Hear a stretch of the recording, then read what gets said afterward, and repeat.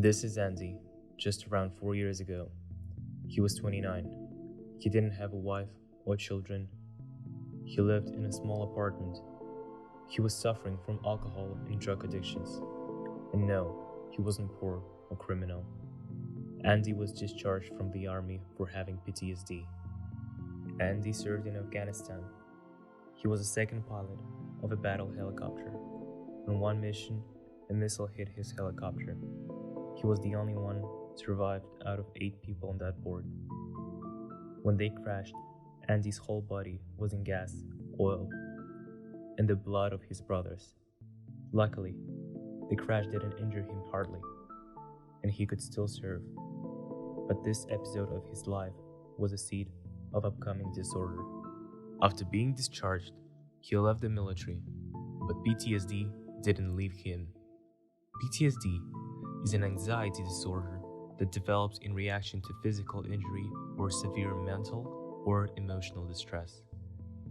The reaction to PTSD can be divided into 3 stages: re-experiencing experiences, physiological and emotional arousal, and avoidance.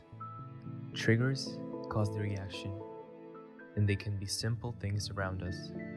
And when Andy went hiking with friends, the campfire was a trigger.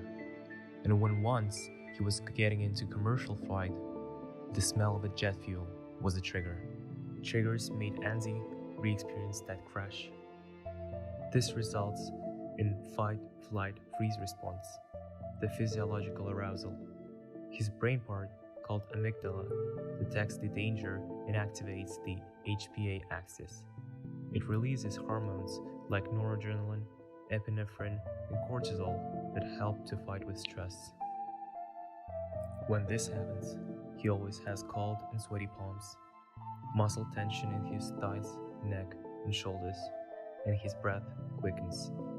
All of this prepares his body to get ready for danger.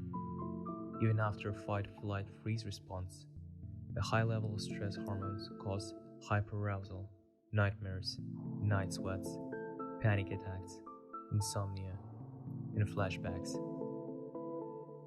This made Andy avoid any triggers.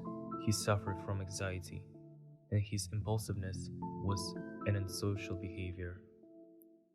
Andy suffered for years until he started to deal with his problem. He started exercising, he did some yoga, and practiced meditation. All of this was to control his breath.